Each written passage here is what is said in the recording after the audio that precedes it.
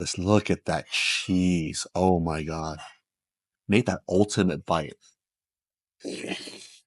What's up, everybody? Calvin Bui of FKN Deliciousness. You also know me as the fucking great one. Yes, today we are in Tokyo, Japan, and we are about to eat one of my favorite dishes in Japan.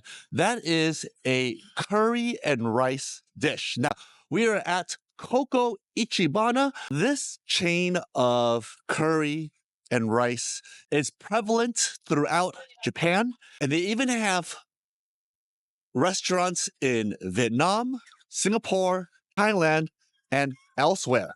Mm.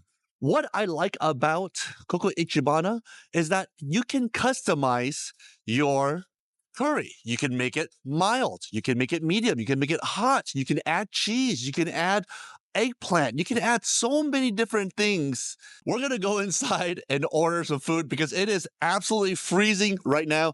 It is 3 Celsius. That's cold. I mean, I'm wearing literally layers upon layers upon layers underneath this jacket. So let's go inside. Let's look at the menu and then figure out what we're going to order.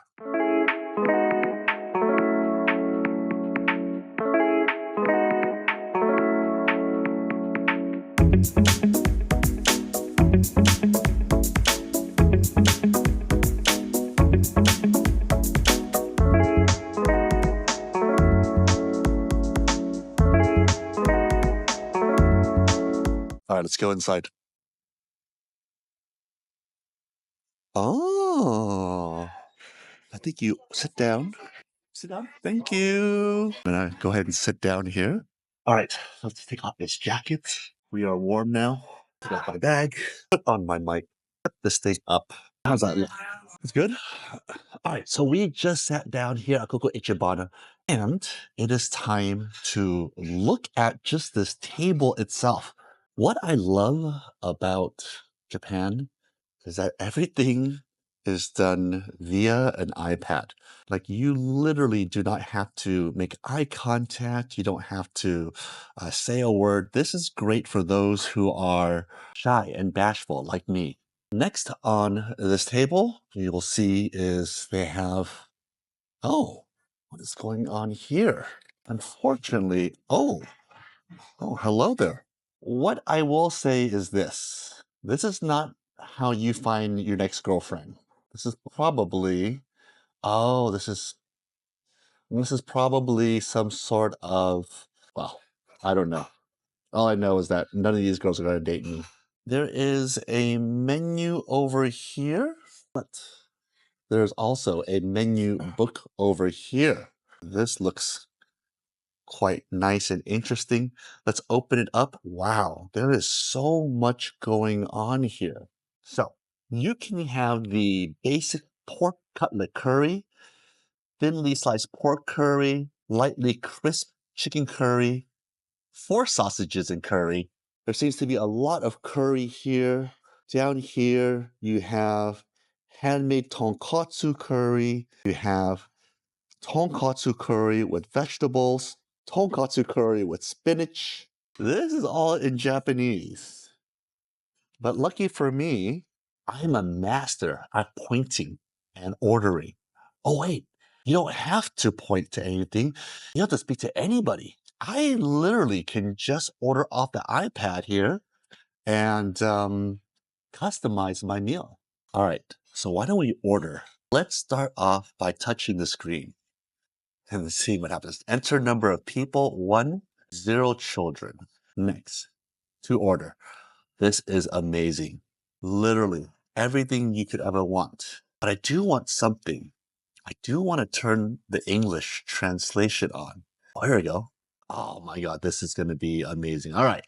So there is chicken tenders. There is curry with sausages, with eggplant, salmon, deep fried salmon curry, spicy chili oil curry, salt braised pork and ginger curry. Oh, this place has it all. Soup curry. I'm up here now. I'm going to hit meats. All right. So the pork curry, the pork cutlet curry seems to be the first thing on the menu. And when I do not know what to order, I tend to just order the first thing on the menu. So we got select sauce, pork sauce, beef sauce, or vegetarian sauce. I will do the pork sauce. This is how much rice would you like? I am not a big rice eater. I'll do half the amount of rice, which then they deduct money to the total, which is kind of cool. Spice level. Now, a lot of you guys know I love to eat spicy foods. And so I'm going to do a level 2, only because I don't want to burn my tongue and my palate here. Next, extra toppings. I love toppings. Yes. All right. So I love toppings. What are our choices here? You got salmon. You have a chicken cutlet. We already have a pork cutlet. You have chicken and spring vegetables. Spicy chili oil. We already got the spicy curry. Cheese, half cheese, delicious and spicy garlic, and additional sauce. I will do cheese. All right, so we got a pork cutlet curry with pork sauce, 150 grams of rice, spice level number 2, and I added cheese to my dish. Order confirmed, sending order over. Let's put the iPad back and see what else is on the table. All right, so you have what looks like to be a bib. Yes. Let's go ahead and put a bib on. I don't want to be messy. Bib goes on, ties in the back. We're good to go. You have napkins, more napkins, tissue, something. Oh, maybe it's comment cards. Oh, that's why they have pens here. You have you have soy sauce. This should be chili powder. We'll check it in a little bit. And then you have pickled radish. One of the things I love about eating at Japanese restaurants is that there is an unlimited supply of water. You just gotta serve yourself. And a cup in my hand. I will start pouring water. We wait. While we're waiting, why don't we find out more about Coco Ichibana? Coco Ichibana, often called Coco Ichi, is Japan's most famous curry chain, known for its customizable Japanese-style curry, and here's why it's beloved in Japan. Founded in 1978, the year I was born, in Aichi Prefecture, largest curry chain in the world with over 1,400 locations worldwide. I know we have a few locations in Vietnam, but I did not know 1,400 locations worldwide. Customizable spice levels from mild to extreme heat. I got spice level number 2. Topping variety including fried chicken, pork katsu, cheese, egg, seafood, and vegetables. Global expansion with branches in the US, Thailand, Taiwan, the Philippines, and more. Why do the Japanese love Coco Ichi? Number 1, convenience and speed. A fast, reliable meal options with consistent quality. Customers can control spice levels, portion sizes, and toppings. Nostalgia. Japanese curry is about comfort food, often eaten at home or school. Affordability. Reasonably priced for a filling, satisfying meal. Consistency and quality. Each location maintains the same signature taste. That's really difficult. Every restaurant and chef knows that quality control and keeping things the same at every location is a big challenge. And number 6, late night availability. Many branches stay open late, making it popular amongst students and workers. Japanese curry is a milder and thicker than Indian curry with a sweeter umami-rich taste. Coco Ichi has mastered the balance of flavor, affordability, and customization, making it a go-to spot for curry lovers in Japan. What type of food's coming? Thank you very much. Check out this curry. Let me turn the camera around. You have this beautiful Japanese curry, and I added the cheese. You also have the pork cutlet on top of Japanese white rice. That is so delicious. All right, I'm going to start off by adding the pickled radish. I'll put this onto the side. Next, we're going to add in the Japanese chili powder.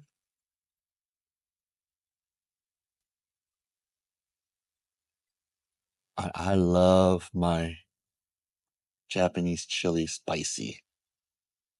Now all you gotta do is eat it. You're probably gonna wonder, do I use chopsticks or what do I use? I have this technique that my father taught me a long time ago. You use 2 spoons. And the reason why you use 2 spoons is because you can actually use a spoon to cut something. And here, since the pork is already cut, I'm able to portion it out.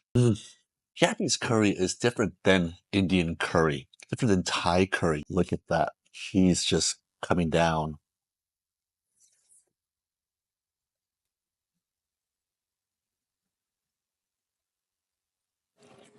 Mm.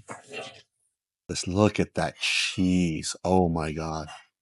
Make that ultimate bite.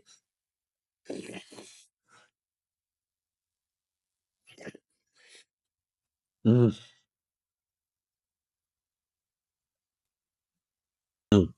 The spice level is just right. It hits you, but it doesn't linger like maybe a Thai spice or a Mexican spice. Mm.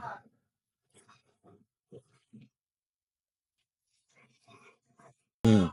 Let me show you how crispy that pork cutlet is and how juicy it is. Oh, and it just breaks right apart. Oh, mm. I can eat this every single day.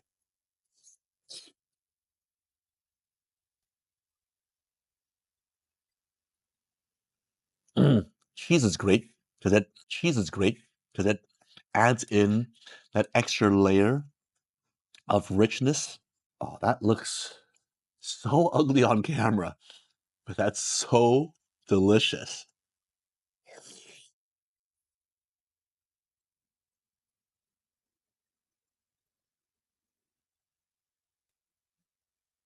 That right there is one of my favorite things to eat here in Tokyo, Japan. Could this be Japan's best pork cutlet curry? And let's not forget the pickled radishes to bring a nice crunch to a dish that's so rich. Oh,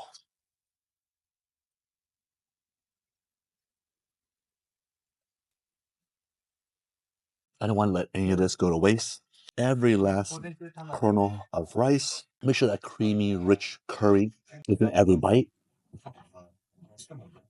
Mm. Mm. Last bite. Every. Oh, oh. This right here is why Coco Ichibana is the #1 Japanese curry rice shop in the entire world. That will show you how fucking delicious that really was. Oh, yes. All right, what an amazing meal that was. Not only was it nutritious, but it was affordable and effing delicious.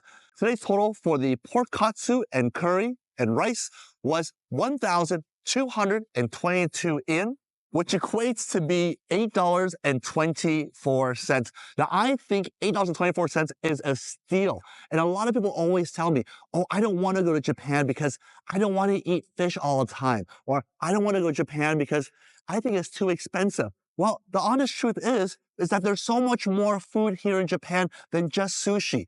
There's places like Coco Ichi that serves an amazing pork katsu with a flavorful and rich curry sauce. Like the video, subscribe to the channel, comment down below, comment if you've ever been to Tokyo and you've been to Coco Ichi, or maybe you've been to a Coco Ichi in your home city and you love Coco Ichibana too. Comment down below, let me know what your go-to dish is. Speaking of curry sauces and Coco Ichi, here's your opportunity to help me as a content creator travel the world and make these amazing videos to share with you, the audience. So consider pledging $1, $2, $5, $10. Hey, you could pledge and buy me that lunch right now. $20, $50, or even $100. Every single pledge helps me as a content creator travel the world, make amazing videos. With that being said, my name is Calvin Bui, aka Captain Charisma. It is still freezing cold right now, so I will see you on the next episode of Fucking Deliciousness. Peace! A sandwich so good. This sandwich is going to blow your mind. Egg salad, hash brown, and fried chicken. Here at Family Mart. That right there is the ultimate bite. Oh, good. What's up, everybody? Calvin Bui, fucking delicious, and today we are in Tokyo, Japan. Behind me is my favorite convenience store here in Tokyo. They have everything. Family Mart is where people who are poor like me live at, because convenience store food in America sucks. But in Japan, it is freaking awesome. You can get anything you could possibly imagine. Well, not anything, because I couldn't find any soiled panties in there. I thought I was gonna buy it, but moving on. Open 24 hours a day, you can find every food, beverage, even, oh no, not soiled panties, whatever else you can imagine. So I'm going to take you inside and give you a few tricks of the trade when it comes to Family Mart and show you some food items that are not on the menu that you have to use your brain to figure it out. So let's go inside and check out Family Mart. This is Family Mart. And that's an old cute lady. Konnichiwa. All right, so we're going to walk into Family Mart here. And like I said, they have absolutely everything. From shirts to nudie mags to a copy machine. And here, this is the holy grail for Japanese convenience store cuisine. You have everything you could possibly want here. And I am about to go put in 5,000 calories for today's lunch. Let's go sit down. So not all Family Marts have places to sit at, but this one does. And so this is going to be our little filming area. Let me take off my jacket. All right, it is still really cold outside. I still bring along my big overcoat. I am going to get some money out. This is 5,000 yen. 5,000 yen is $33.84. This is plenty of money to use today to go check out all the great foods here at Family Mart. All right, the first thing I'm going to do is go grab some coffee. So how they do coffee here is quite interesting. You go to the freezer section and you go buy a cup of ice. This is the freezer section, and this is where the cup of ice is at. So you grab a cup of ice. You can go for the large, small. I usually go for the medium. You buy the ice and take it to the register. All right, the next move is to save this receipt for later to show you how much this whole day cost me. But the next move you're going to do is you're going to take your cup of ice. If one hand is holding the camera and one hand's holding the ice, how am I going to get the lid off? Oh, that actually worked. You open up the door here. Make sure that your coffee is snug. Then you go over here. Small, medium, large. Of course, I got the medium. So you push this button, just like that. You're going to get fresh ground coffee, an iced Americano.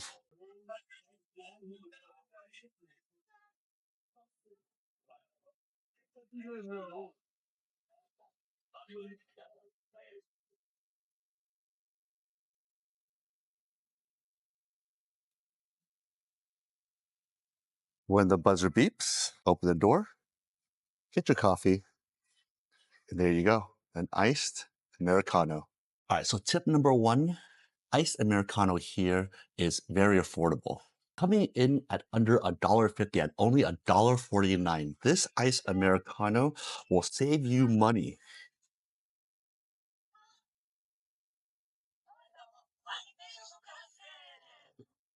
Oh, wake you up. Now, tip number two, Family Mart has free Wi-Fi. Trust me, I have edited videos, uploaded videos here.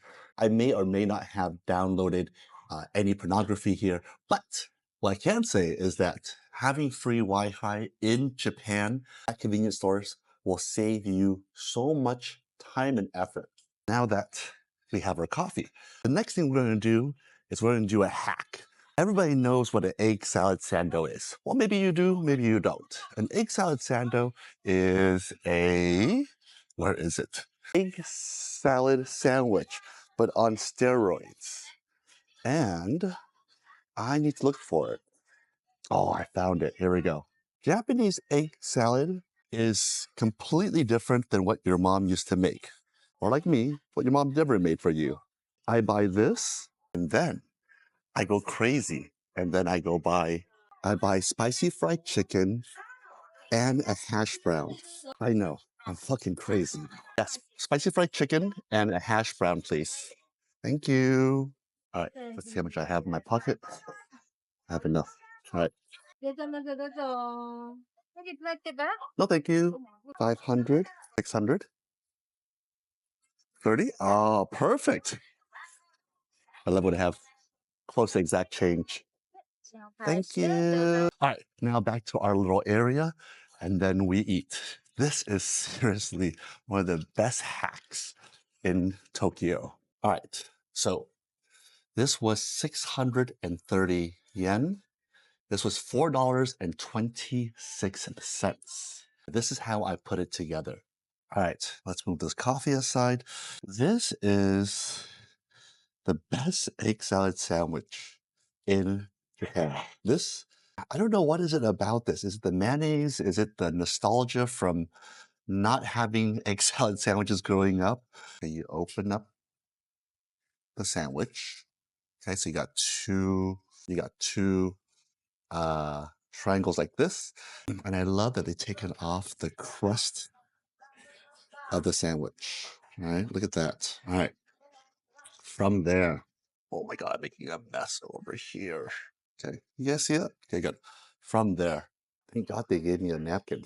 See my hands? All right, from there, I'm gonna open up the sandwich. Look at that.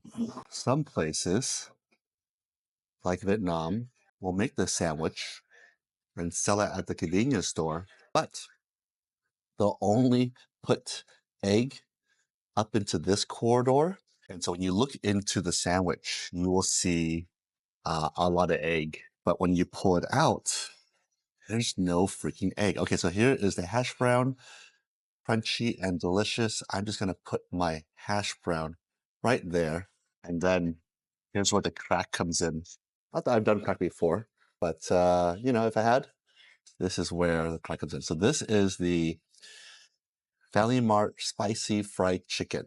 And look at how juicy that chicken is. I'm gonna put the chicken right on top of the hash brown and also the egg sandwich. And tell me, that doesn't look like your first orgasm at the age of 16.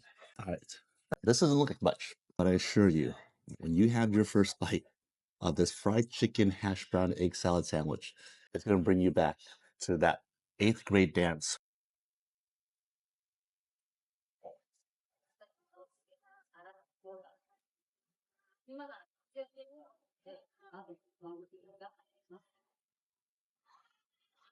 Oh God.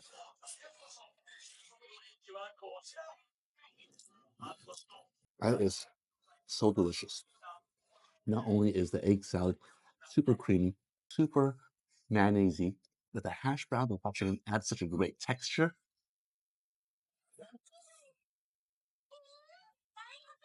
And I'm so glad that I got the spicy fried chicken. Because coming up next is a chicken and waffles hack you can only do here at Family Mart. Mm. That right there is the ultimate bite. Oh, good. A sandwich so good. This sandwich is going to blow your mind. Egg salad, hash brown, and fried chicken. Here at Family Mart. That egg salad sandwich hack was so amazing. But the next one I'm going to show you is going to blow your effing mind. So I grew up in LA, and Roscoe's Chicken and Waffles was kind of like the birthday celebratory uh, lunch or dinner. Trust me, we're the only Vietnamese family in the whole entire Roscoe's. But I grew up eating chicken and waffles. I had this hack that's going to replicate all the similar flavors of that salty, sweet, crunchy greasy chicken and waffles. Where is it? It would be so funny if they don't do it anymore. Oh, these are the pancakes with the bean in it. Where are the pancakes with no bean in it? I'm not saying that I'm against putting bean in my pancake, but I want to keep it to the original dish. Where is it? Don't think about calories. Don't think about saturated fats because this is going to blow your mind. This is the maple and margarine pancake, and I assure you, this is amazing. All right, so what am I going to do with these pancakes? I'm going to get a fried chicken thigh, and then I'm going to make, you guessed it, the ultimate fried chicken sandwich. This time, I will get the family chicken, the boneless fried chicken. Hi, it's me again. Can I get this, and can I get the boneless fried chicken? Boneless? Yes, one. Thank you. Thank you. Yes, a napkin. Thank you. Okay. Your Japanese is really good. Keep practicing, okay? All right. It is time to make this ultimate fried chicken sandwich. I've been dreaming about this sandwich. I had it when I was out here in August, and ever since then, mind blown. All right, let me show you how to put it together. All right, so this fried chicken sandwich only takes 2 ingredients.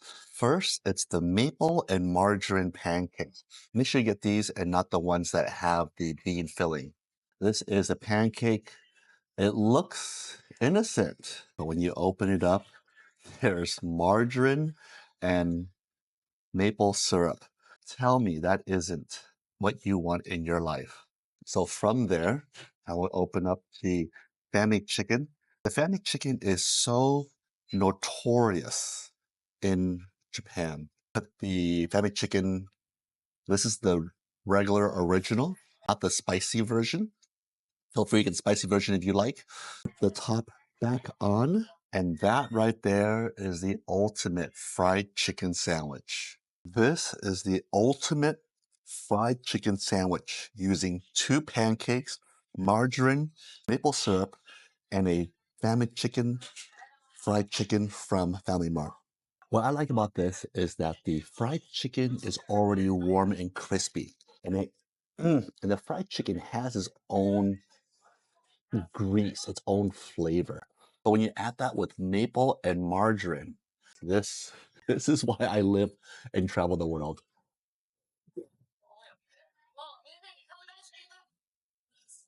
There is nothing better than that sweet and salty combination. But here you even have that added crunch of the fried chicken and even that greasiness of the margarine. You know, we as chefs don't use margarine in the kitchen. We definitely don't use it in a fried chicken sandwich. But here, it goes so well together.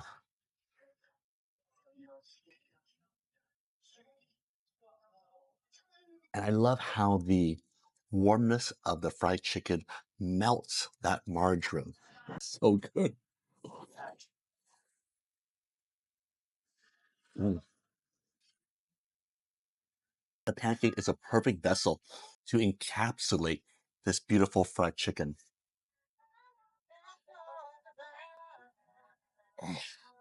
So, so effing good. Oh. All right, so that ultimate fried chicken sandwich was 370 yen, $2.51. I would literally fly to Tokyo just to have this again and again and again and again. Before we go to the last item, I'm just going to walk you through Family Mart and show you how advanced civilization is here in Tokyo. Here is their selection of alcoholic beverages. You even have Moe Chandon and Dom Perignon, a convenience store. Who does that? Then you have your highballs, which is basically spirits and soda water. There's selection here. When I was drinking, I used to love strong zeros. 9% alcohol. That will get you effed up. But since I'm living a more sober life now, I just drink water. Skin looks good though. Here you have all the local beers and even some local craft beers. What is this? What is Pocari Sweat, and why do I want to drink something that's called Pocari Sweat? Moving along, you have your energy drinks here. You have your Monster. You have sugar-free Monster, which I really like. Cokes, sodas, waters, more of this Pocari Sweat. Teas, this is really good. This is a really good section. They have a lot of bottled teas here. And probably every can of coffee you could possibly imagine. Over here is their frozen food section. More frozen foods. And then just look at all these things to eat and drink.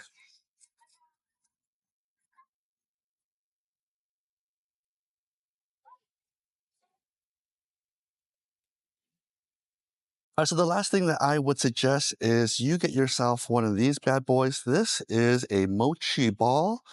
And if you ever had mochi before, this is absolutely delicious. She's so sweet. She's been so nice to me this whole entire time. Thank you very much. Where are you from? Myanmar? Yeah. Okay, thank you. All right, this place is getting really busy. I don't want to be in anybody's way. All right, so it is 12:10 right now, and Family Mart is about to get super, super busy. I don't want to be in anybody's way. I want to make sure that we respect the country, I respect the people, and respect the fact that I know that I'm a visitor here, and that, I don't know, if you visit countries, here's my suggestion to you. Here's a small tip. When you go to a country, speaking of tips, I just realized I'm taking 2 chairs. When you go to the country, respect people and their customs. You know, maybe it may not be the way that you live in Buncie, Indiana. Is Buncie a place in Indiana? Hey Siri, is Buncie, Indiana a real place? Buncie, Indiana. Um, and so when you travel, you know, be kind. Understand that you are the guest in their home, not the other way around. And they're not here to try to appease you. So many people tell me their travel stories. Oh, I didn't like the place because they didn't have the fruit that I wanted. Then don't come here. That's what I always say. All right, this is a mochi, and it's made out of rice. And inside the mochi, oh my God, this is just coming apart. This is not going the way I thought it was going to go. Cheers. Oh, oh, so good. That is a peach mochi with a peach and peach jam inside. Definitely not super clean to eat, but delicious nonetheless. That's so good. What a great way to end the video. There's a piece of peach right here, and mochi is just so soft and pliable.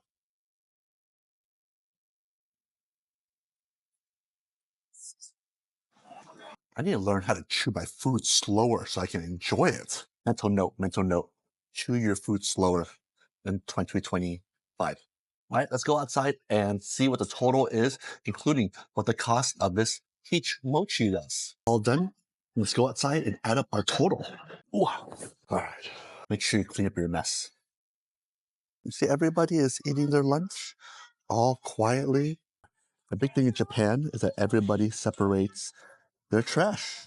All right, the last item we had was that peach mochi. What a great dessert to finish off, well, I would say a gourmet meal. That peach mochi was 329 yen or $2.23. That is a steal because I've had mochi in the US and it was $9. It wasn't even as good. All right, what an amazing experience here at Family Mart. My total for today was 1,548 yen, or a whopping $10.49. I think for $10.49 to get coffee, to get breakfast, to get lunch, and also to get that awesome peach mochi dessert, that's a steal. And so I'm not saying come to Japan only for Family Mart, but I would say that Don't count these convenience stores out. They're also called combis here in Japan. You will see it from students to office workers to everybody in between enjoying these amazing foods. And my hair looks crazy. I think for those who want to travel to Japan and want to really experience something different, something new, but they always think about, oh, I can't afford it, or it's not for me. Take it from me. I grew up in the most normal household there was. I never thought in my lifetime that I would be able to travel the world and eat such amazing foods. Here in Japan, especially at convenience stores like this, Family Mart is a destination that will show you that good food doesn't need to cost a lot of money. Like the video, subscribe to the channel, comment down below, comment if you've ever been to Tokyo and if you've ever been to Family Mart, and if so, what did you think about it? Also, if you have any great hacks, better hacks than mine, better than my egg sando, hash brown, spicy fried chicken hack, or my family chicken, the original fried chicken with the pancake, margarine, and maple syrup. And let's share some amazing food together. Wow, it's got really cold so quickly. Speaking of hacks, here's how you can help me travel the world and make these amazing videos. You can help me by pledging some money to the channel. Now you can pledge $1, $2, $5, $10. You could pledge a whopping $10 and have paid for all that food and drinks here at Family Mart. $20, $50, or even $100. Consider pledging to the channel because it helps me as a content creator travel the world and make these amazing videos. Oh my God, it's so cold. I'll leave the QR code right on the screen right about now. And I appreciate your pledges. Wow, my hair is really funky today. With that being said, my name is Calvin Bui, aka Captain Charisma. I will see you on the next episode of Fucking Deliciousness. Peace! That beef. Look at how beautiful that beef looks. That fat is just dripping. God, that is how you want to start every single morning here in Tokyo, Japan. What's up, everybody? Calvin Bui, Fucking Deliciousness, and today we are in Tokyo, Japan. It is 8 in the morning. I am craving some Yoshinoya. Behind me, right there, is Yoshinoya. Now, what is Yoshinoya? Now, Yoshinoya is a quick serve restaurant that serves gyondong. Gyondong. Beef that's cooked with onions, with miso soup, and rice. Yes, that's how I want to start my mornings. Now, you're going to probably say, Calvin, you can eat anything you want in Tokyo. Why do you want to eat Yoshinoya? Well, in LA, when I was growing up, Yoshinoya was like a family staple. So I've had Yoshinoya in America, but I haven't had Yoshinoya here in Japan. So let's go inside and let's see what are the differences between the Yoshinoya in America and the Yoshinoya here in Tokyo, Japan. The thing I love about Tokyo is that everybody follows the rules. There could be no one in the streets right now, yet no one would be jaywalking. So we wait, and then we wait, and then as soon as that turns green, we'll be able to walk across the street. All right, time to go across the street, and let's go to Yoshinoya. This is Yoshinoya. Let's go inside. Push the button. Morning. And this is it. So let's find a place to sit at. We'll sit right here. And once again, they have iPads to order. All right, it is freezing cold outside. Let's start off by taking off my jacket, and not in a sexy way.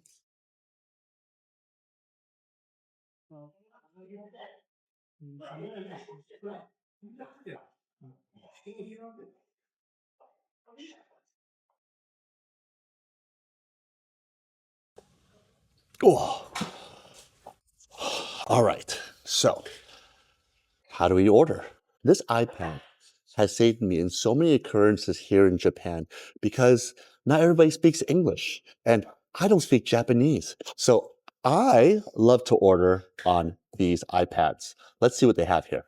All right, so we'll start off by typing English and then start ordering.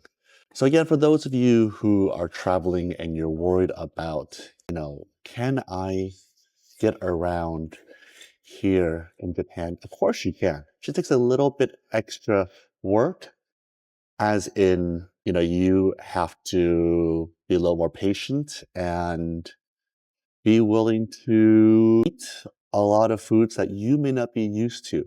All right, I am starving right now. What do I get? Here is the morning meals at Yoshinoya. There's a ham and egg and natto. There is ham, egg, and beef. There's a special morning meal here of salmon, raw egg, miso soup, natto, and rice. Ooh, this looks really good. There's a salted mackerel small beef bowl set meal. That right there might be the winner. I love mackerel. Do they have, oh, it's a salted mackerel though. That might be a little bit too much sodium early in the morning. Okay, this looks like the winner right here. All right, so let's start off by ordering the grilled salmon and beef. That looks like a really good start. There's an option here to change your soup. No, I'm okay. Oh, I'd like to have the miso soup. For me, I'm going to go with the medium rice. I'm not a big rice eater. I know a lot of you Asians out there who are watching love to eat rice. But for me, I'm not a big rice eater. There's a soft boiled egg and extra beef. I'm going to go soft boiled egg. And so this breakfast here is the grilled salmon and beef combo, the morning breakfast. I'm going to add in a soft boiled egg and then hit the send button. Great. That's it. Put this iPad back. All right, let's find a little bit more about Yoshinoya. Hey, ChatGPT, tell me more about Yoshinoya here in Tokyo, Japan. Wow, the food camera came out. Before I even get started on my ChatGPT, that food came out in literally under 1 minute. That's amazing. Let me show you what we're eating this morning. Look at that amazing breakfast. Now that is short plate, also known as deviled brisket, cooked with soy sauce and onions. Then you have this beautiful miso soup.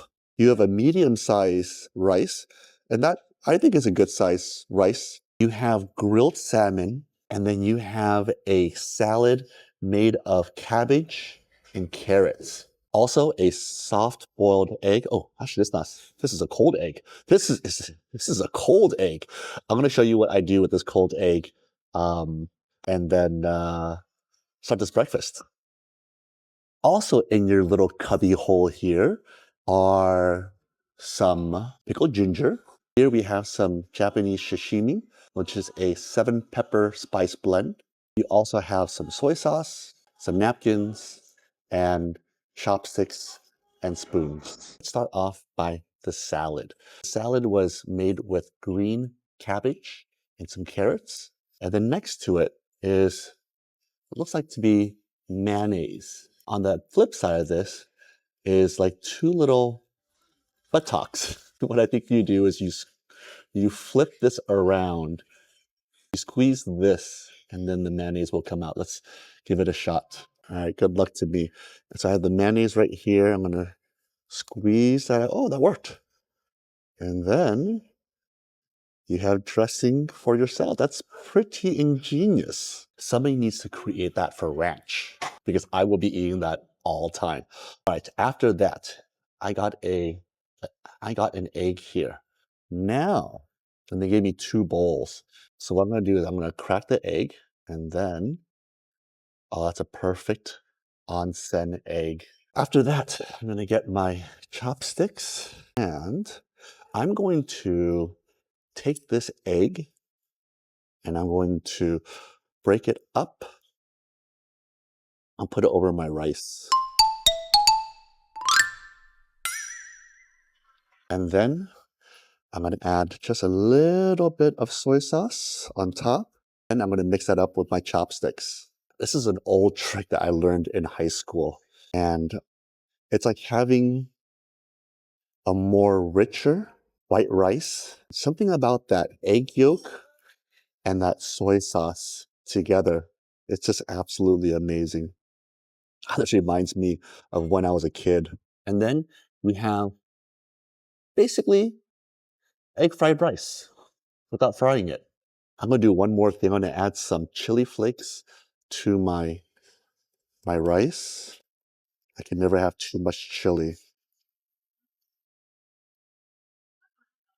And that right there is going to be my carbohydrates for this morning. All right, let's start with the miso soup. I don't use a spoon. I just like to sip it from the bowl.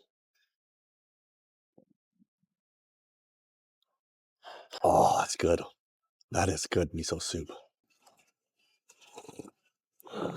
Oh, rich, heartwarming, sweet, savory. That's how every morning should start. Then let's do some of this beef, the Gyeongdong beef. This is beef cooked with onions and have some rice.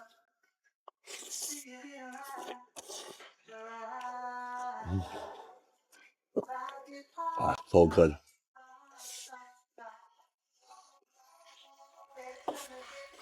Mm. Reminds me of growing up. The short plate, also known as the beef navel, is super soft, super fatty. The sauce is sweet, savory, nice little balance. And the onions bring texture, but also a really nice sweetness. That's awesome. Let's do some of the grilled salmon now.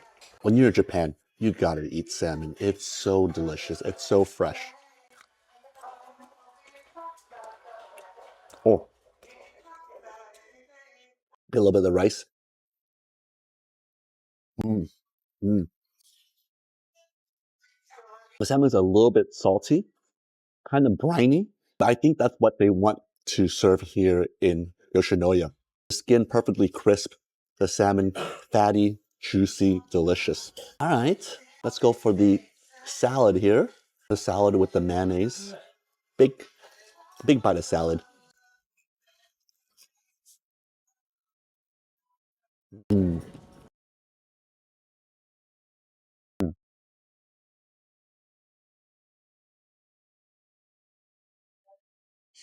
Salad's so crisp, so refreshing. Some more of the beef. Look at that beef. Look at how beautiful that beef looks. That fat is just dripping. God, that is how you want to start every single morning here in Tokyo, Japan.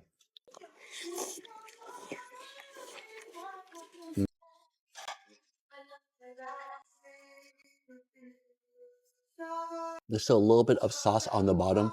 Definitely don't want to waste that. I'll pour that over my rice.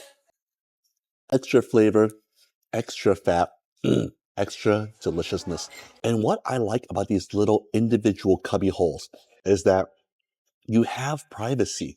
You have your little own area. Okay, there's no wall here. I know this is like my little area and I have everything I need. I have my sauces. I have my pickle ginger. I have my napkins, my chopsticks, my spoons.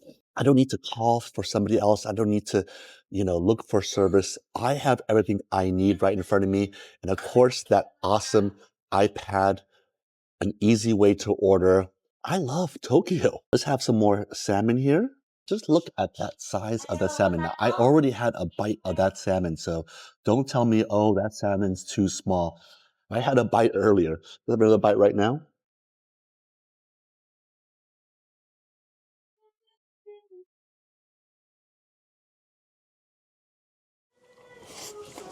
So delicious. So refreshing. And I feel healthy.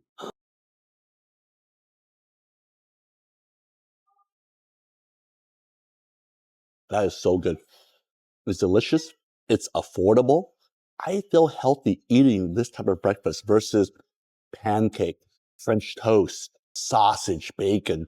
It's still much lighter. Mm. There's not much rice left in the bowl. And I am not that good with chopsticks with that small amount of food. So I use a spoon. There's no shame in using a spoon. I think that with a spoon, you can get every crevice and every kernel of rice. Then with a spoon, you can make these unbelievable mounds of rice. You can put your salmon right on top and have that ultimate breakfast bite. Mm, that's so good. Finish it off with a little miso soup.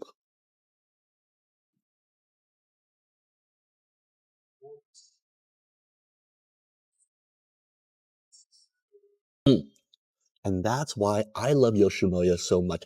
Look, there is nothing left in that bowl, not even a speck of rice. Everything on this tray was not only delicious, it was affordable, and it's a great breakfast item here in Tokyo, Japan. All right, I finished every single item on this tray. Now it's time to find out how much did this cost. Now let's learn a little bit about Yoshinoya and its history. Hey ChatGPT, why do the Japanese love Yoshinoya so much? And tell me a history about Yoshinoya, Japan, and how it got to California. All right, like I said, growing up in LA, we had Yoshinoya all the time. Let's learn a little bit about the history and culture of Yoshinoya. Yoshinoya holds a special place in Japanese food culture, and its popularity stems from a few key factors: affordability, speed, and nostalgia, and a deep-rooted tradition in gyondon, beef bowl, as a working-class staple. Unlike other fast foods, Yoshinoya has a uniquely Japanese approach, simple, efficient, and comforting. So that beef was called gyondon, and when I make it, again, I use a short plate, I use onions, I use a little bit of soy sauce, a little bit of mirin, and that's pretty much the base recipe for gyondon. Why the Japanese love Yoshinoya? Number one, fast and cheap, but not cheap. Yoshinoya's gyondon is affordable yet high quality, making it a go-to for office workers, students, and blue-collar workers alike. It's a meal that fills you up without draining your wallet.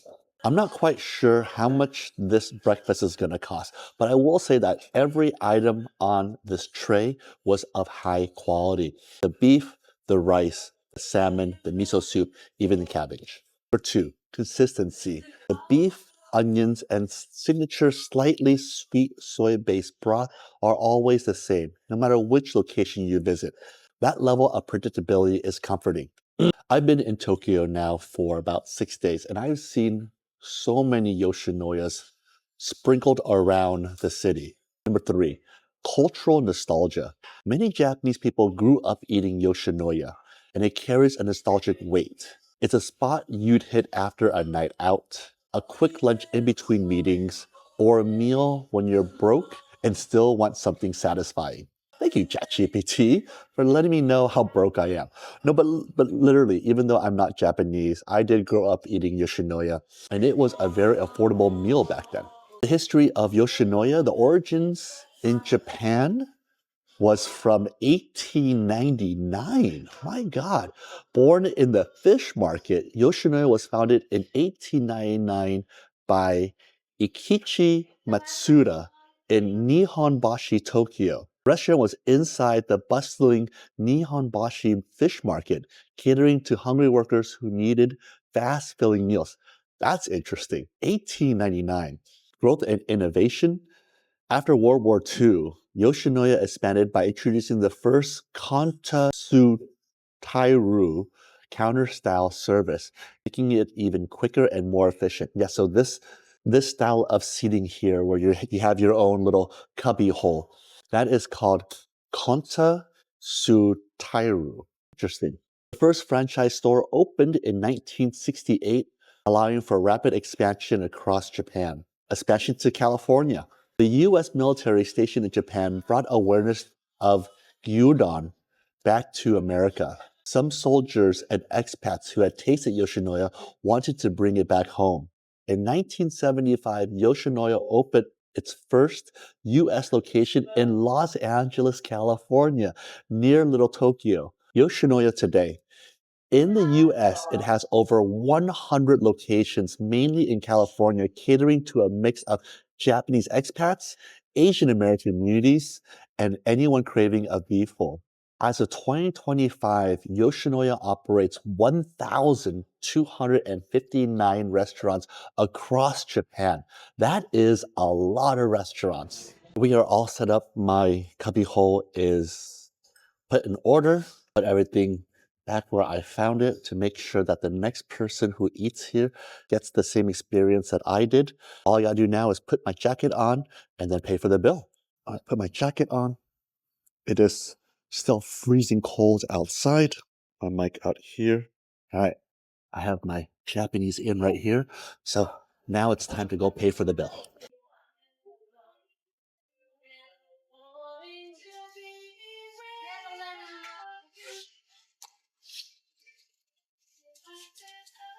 Ah, thank you.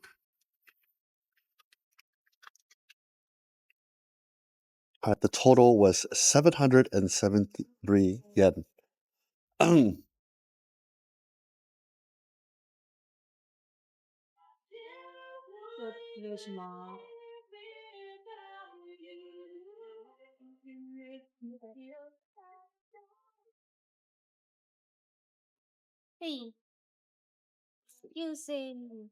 you.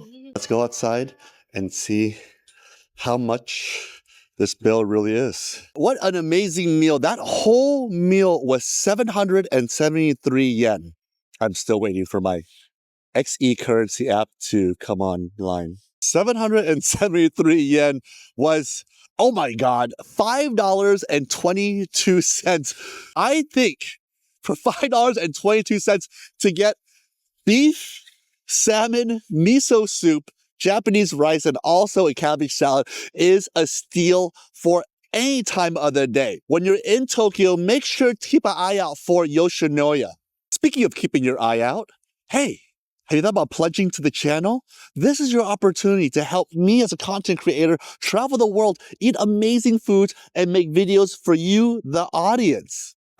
So consider pledging $1, $2, $5. Hey, pledge $5. Buy me that breakfast because that seriously was an amazing deal. You can pledge $10, $20, $50, or even $100. Help me out by pledging $100 because it's viewers like you that help me make this channel possible. With that being said, my name is Calvin Bui, aka Captain Charisma.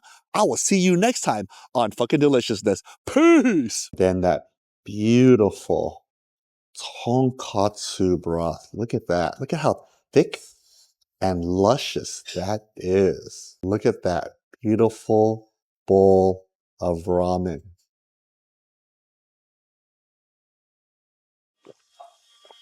Oh, so good. What's up, everybody? Calvin Bui, Fucking Deliciousness, and today we are in Tokyo, Japan. It is lunchtime, and I am craving a bowl of ramen. There is nothing like a hot steaming bowl of ramen, soft, juicy pork, and those noodles. Those noodles have to have a nice bite to them. This is Ippudo. Now, Ippudo ramen is an iconic name when it comes to ramen here in Tokyo, Japan. Ippudo ramen was recommended to me by a local Japanese fixer here in Tokyo, Japan, and he said this is an excellent bowl of pork tonkatsu ramen. So let's go inside and see how good this ramen is. This is Ippudo. Let's go inside.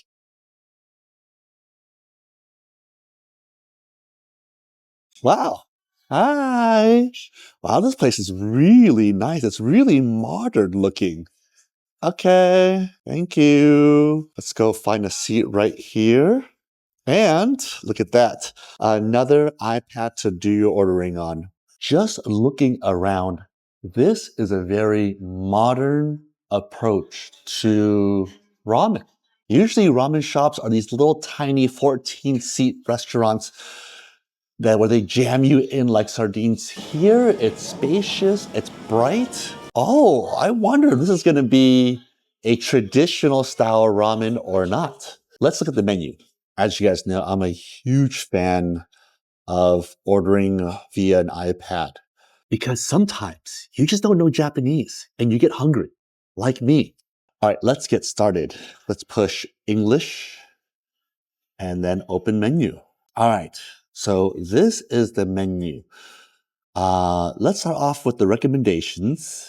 All right, let's look at this really carefully here. There is a Kiwami Akamaru. Next, there's a Kiwami Shiromaru, Kiwami Karaka Kedima, which looks like extra noodles, and then their own craft beer called Kedama Ale. All right, let's see what else is on the menu. They have what's called Akura Modern, Pure Modern is a modern style ramen, bringing depth to flavor of tonkatsu.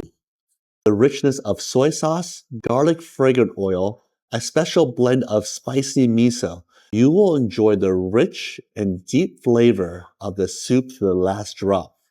The char siu pork is tender and thickly sliced with a satisfying amount of volume. So they have all these style of ramens here. We'll go into the shiromaru. They also have a number of ramen styles here. Karaka seems to be a spicy version of the ramen. Kadima is extra noodles. Side menus, there is Hakata bite dumplings, white rice, mentaiko rice, char siu glazed rice, rice topped with egg, char siu chunk. Let's try appetizers. All right, there is French fries, kamaboku butter, and satay moyashi. I don't know what that is. Toppings. I love toppings. You can get char siu chunks, green onion, kiku rage mushrooms, seaweed, boiled vegetables, mentaiko, onsen egg, soft boiled egg, low temperature roast pork, or thickly sliced pork belly. They also serve sake here. Oh, they have a gyoza set for those who love beer and dumplings. There's a gyoza and highball set, and then a number of other drinks, including sake, sodas, and teas. All right, none of these ramens seem familiar to me. Usually I've seen shio, which is salt ramen, shoyu, which is soy sauce ramen, and then tonkatsu. But I don't see any of those words on this menu. So here's what I do when I don't know what's on the menu. I always go for the first item on the menu. Out of all the countries I've ever been to, it's never proven me wrong. That formula always works. So I'm going to do the Kiwami Akamaru. It looks like a really solid bowl. Now, they also asked me to choose my hardness of the noodle. I really like al dente noodles. I like a nice bite to my noodles. Here, if you'd like to add any toppings to your bowl of noodles, you can. You can add a soft boiled egg, green onions, seaweed, kikurage mushrooms, onsen egg, mentaiko, boiled vegetables, 2 slices of pork loin, and 1 piece of pork belly. You could also request the kitchen to do without some ingredients, including green onions, raw onions, kikurage mushrooms, without meat, or without spicy miso. I always like to try the ramen the way the kitchen wants to make it, the way the chef wants to make it. Maybe the next time I come here, I might want to add on some items like more eggs or more mushrooms. But when I come to every restaurant, I always want to have a dish the way they intended for me to have it. All right, all you gotta do now is hit the add button and send order. And just like that, the kitchen just got my order. This popped up on my menu. Spicy bean sprouts, mustard greens, pickled ginger, and garlic are available at the self-service counter. Please feel free to take it. All right. Lucky for me, as I walked in, I saw the self-service counter. So what we'll do here is we will get a bowl, and then we'll open up these containers and see what's in them. The first thing here is the mustard greens. You can get the tongs out that match the item. Guys, if you're traveling to some other country, please be clean. What I hate the most is when I go to countries like Japan, Korea, Taiwan, and then I see misused tongs. Now, I'm not saying that we as Americans do it, but just keep that in mind. Put that back. All right, the next item over here is, ooh, bean sprouts. So these are spicy bean sprouts. I will get just what I think I'm going to use. I'll put that over here. Put that back. Down here, there is pickled ginger. And over here, there is more bean sprouts. All right, I will take this back with me to my table. And there you have it. Pickled mustard greens and spicy bean sprouts. On the table, there is sauce for dumplings. There's also white sesame. There is black pepper. And then you have napkins, you have toothpicks. And then over here, you have chopsticks and wooden ones in the back. You will see a self-service of water and a pitcher of water next to it. That looks like tea. Oh, thank you. Wow, oh my God, that bowl is gigantic. Let's look at what's in the bowl and then start eating. There is a onsen egg. Look at that beautiful yolk right there. There is thick slices of char siu. Look at that. That is what you call thick. There are some beautiful mushrooms in here, some green onions, some seaweed, which is also called nori. Then that beautiful tonkatsu broth. Look at that. Look at how thick and luscious that is. The only thing left to do is a noodle pool. Oh, there's more pork here. The only thing left to do is a noodle pool to see what you are missing out on. Look at that beautiful bowl of ramen. Oh man, I don't even know where to begin with this big bowl of noodles. Now the tonkatsu broth is creamy. It looks like somebody is adding some milk into this, but no, you get this beautiful broth by simmering pork bones for hours upon hours at low and slow heat. Let's off the broth. Oh my God. Oh my God, that broth is so delicious.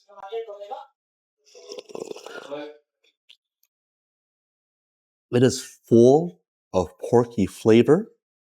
It's sweet. It's savory.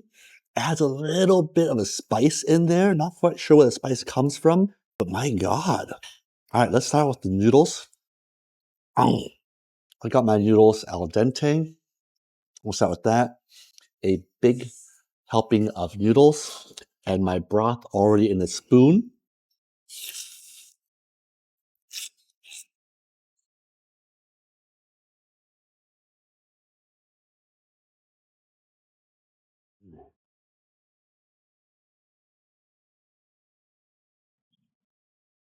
Oh my God. Oh my God. That ramen is so good. It is so punchy when it comes to its flavor. Wow. It is hitting me in my face. All right, the next bite we're going to do is we're going to do some of the pork. Look at how fatty and how delicious that pork is. Next bite is going to be some noodles and then some pork.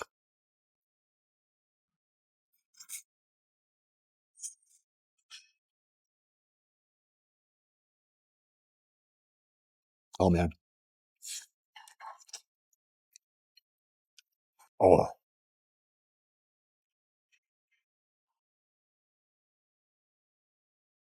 I wish you were here right now because that pork belly, it's so soft, it's so supple, and that fat just melts in your mouth. That is really good. Next, we'll have some noodles with some mushroom. Since they're the same size and width, we'll have one big bite.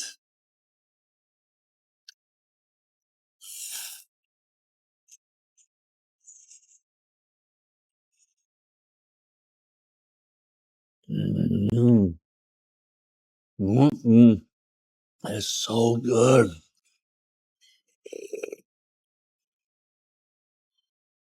The mushrooms add a nice texture. The noodles almost soak up all of that beautiful broth. Where do I go from here? Oh my God. Okay. Let's do some noodle, some mushroom, and then we're gonna have some of this beautiful nori. Now, how I would want to do this is I want to pick up the noodle with the nori wrapped on the outside. Can you guys see that? Yeah. Because if I put the nori into the broth too soon, it'll just get soft and disintegrate. But if I do it this way, it still stays somewhat dry, and then it brings another layer of texture and flavor to the ramen. Mm. ありがとうございます。ありがとうございます。半生待ちしております。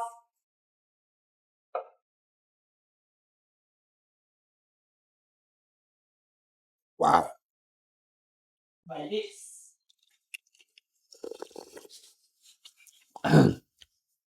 Now, some of you will come here to Ippudo, and some of you will say, Calvin, that broth is too salty, or it's just too powerful in strength. I'm not here to tell you right or wrong, but it's really up to your taste buds. For me, that broth is full flavor. It hits you well. That is an amazing bowl of ramen. Earlier, we went to the self-service station and we got some pickled mustard greens and spicy bean sprouts. Now, some of you, not a lot of you, but some of you will take this opportunity to dump all your bean sprouts and your mustard greens into your bowl of ramen. And here's why I won't do it. These bean sprouts are cold, and so are the mustard greens. That bowl of ramen is hot.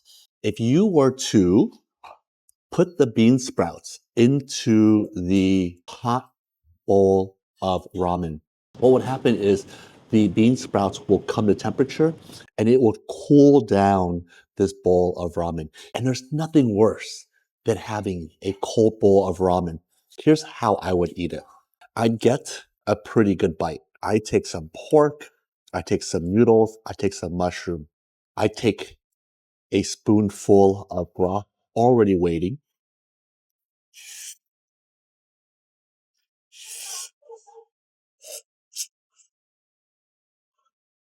Mm.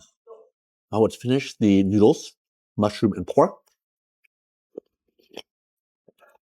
chase it with a spoon of that tonkatsu broth. Then, to almost cleanse the palate, I take some bean sprouts,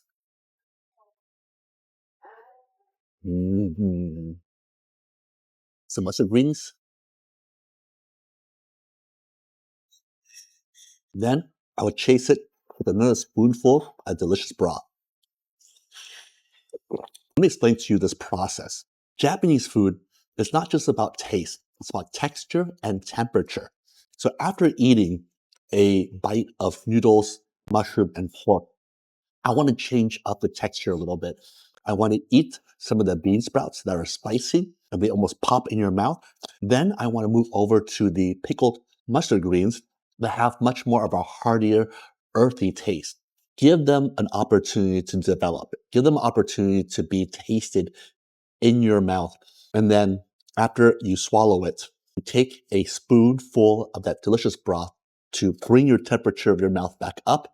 That to me is how I eat ramen. I'm not saying that it's the right way or the wrong way, but it's more scientific than anything else. The last thing you want to do is to get this broth cold. This looks like it's going to be close to the final bite here. I'm going to get the noodles. There's still a huge chunk of pork in here. There's still that beautiful onsen egg. And then there's the last strip of seaweed. Okay, here we go. You know what? I'm going to start off with the pork first because it's so delicate and because it's so rich. Here we go. Mm.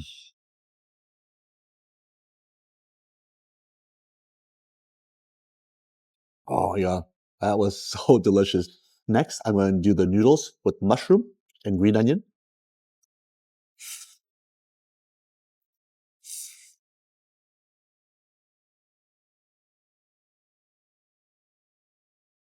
So good. I'm going to take a hit of the broth. Oh, double hit. Oh, those green onions play really well in that broth. Gives a nice little crunch and also a nice kick, nice little bite to the bowl. Next, I'm going to do the onsen egg on its own. Mm. You don't even have to chew the onsen egg. The yolk is so creamy, and the white part of the egg, it's delicate. There's a spoonful of that beautiful broth. I'm ready to change it up. I'm going to do a little bit of the bean sprouts.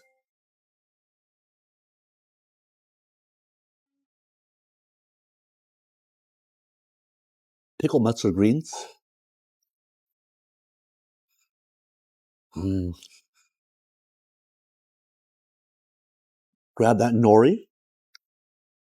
Mm. Grab that last piece of pork. Wrap it in there. Oh,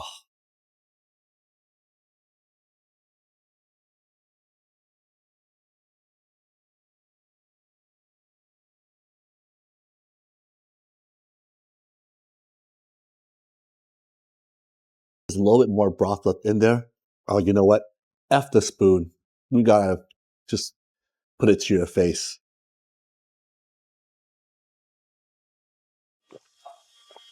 Oh, so good.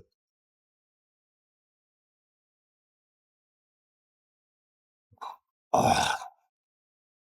If you are a cardiologist right now and you're thinking about how much sodium there is in this bowl, turn off the TV right now because that bowl is so worth it. I will go and run 10K tomorrow.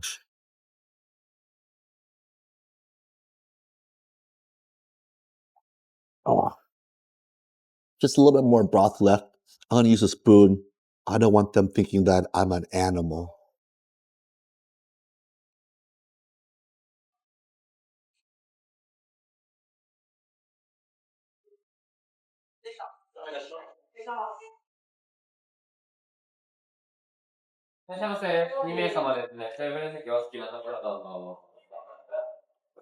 And that right there might just be the best bowl of Hakata style ramen here in Tokyo, Japan. Look, there's nothing in there. There's nothing in there. As you can see, there is nothing left in the bowl. I finished off the bean sprouts and pickled mustard greens. Let's go see what that total is going to be. All right, let's learn a little bit about Ippudo and why do the Japanese love it so much. Ippudo Ramen, founded in 1985 in Fukuoka, is one of Japan's most iconic ramen chains, known for its Hakata-style tonkotsu pork bone ramen. The Tokyo branches, like the flagship store in Ginza or the popular one in Shibuya, serve the same rich, creamy pork broth that puts Ippudo on the map. What makes Ippudo special and why the Japanese love it is its meticulous balance of flavors and textures. The broth is simmered for hours to achieve a silky, umami-packed depth, while the thin, firm Hakata-style noodles give the perfect bite. Then there's the signature toppings. Melt in your mouth chashu pork, finely chopped scallions, and the kikurage mushrooms, all customizable with spicy miso paste, garlic, or extra noodles. Beyond the bowl, Pudo's appeal lies in its approachability and refinement.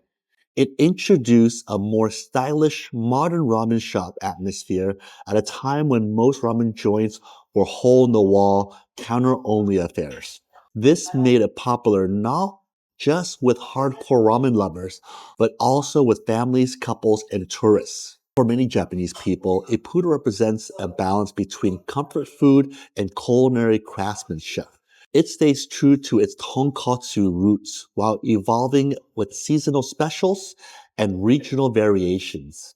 It's a brand that embodies the ramen obsession in Japan, dedicated to quality, consistency, and the never-ending pursuit of the perfect bowl.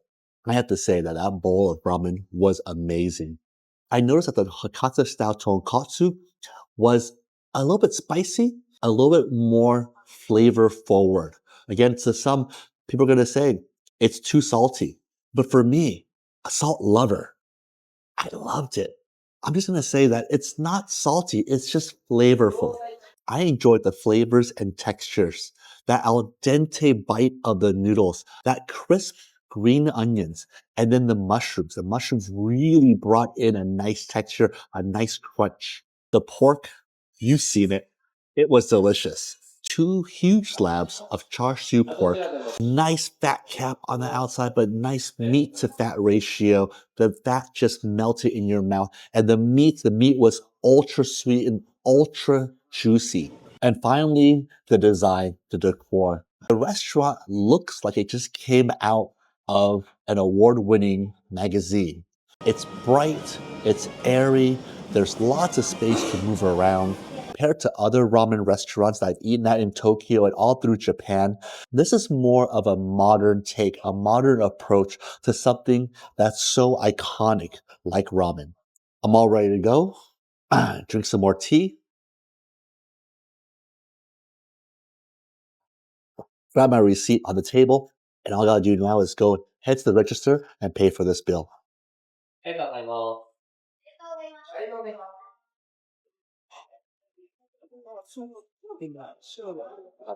Receipt there.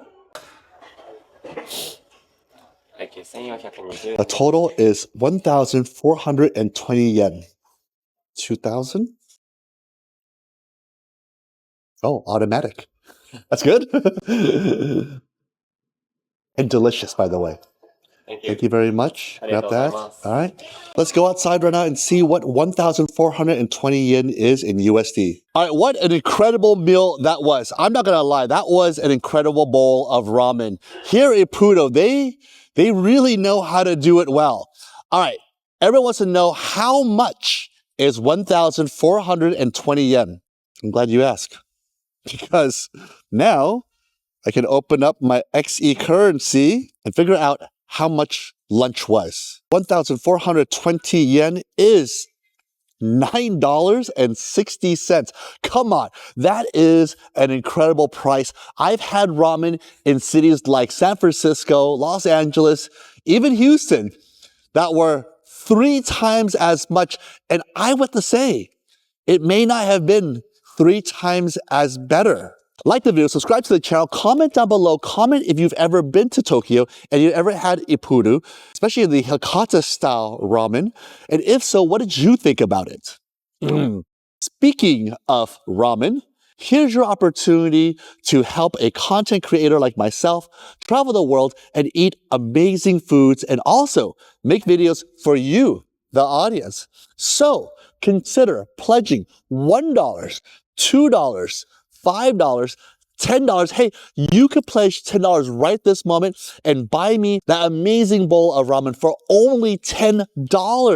Pledge $20, $50, or even $100. I will leave my QR code right on the screen right about now. And consider pledging. And if you've already pledged, thank you. With that being said, my name is Calvin Bui, aka Captain Charisma. I will see you next time on the next episode of Fucking Deliciousness. Peace! Here's the last piece of skirt steak. Look at that sausage dripping down. Oh my god.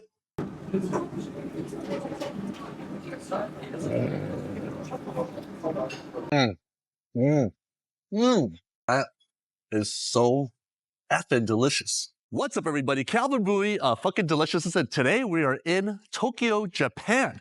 It is lunchtime here, and I'm craving some meat. Yakiniku-like can be found all over Tokyo. This is Yakiniku-like. Let's go inside.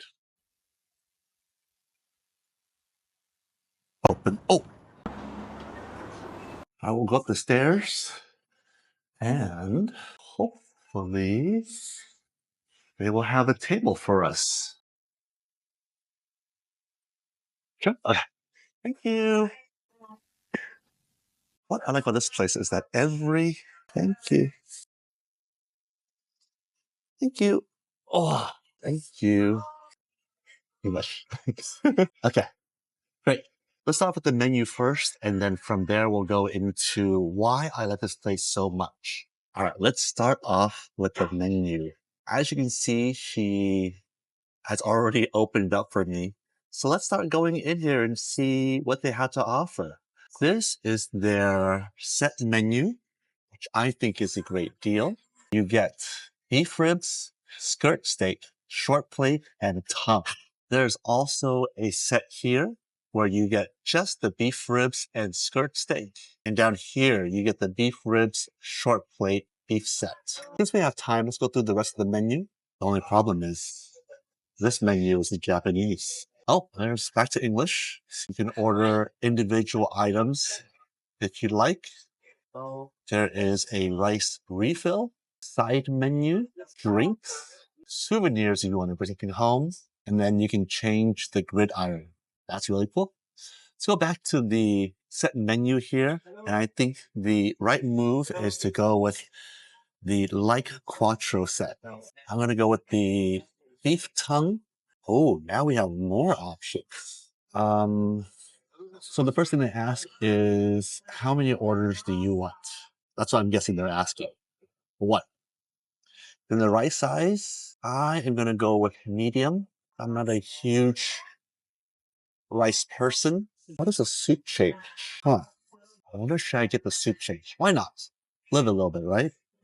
And then other than that, you can have curry, TKG topping, mini salad, or sanche. I have no idea what sanche is, so let's not order it. All right, I'm going to hit the OK button, and just like that, I'm good to go. Let's put the TV back to its original location, just over here, and then show you why I love Yakiniku like so much. Well, let's start off with all the sauces they have here. There's this sauce, there's minced garlic, there's red chili. Oh, the name of the sauce is on the side, except for this sauce, but there's no English. Over here, you have their miso sauce, their soy sauce, and a never-ending supply of water. Grab a cup. There is water right at your fingertips.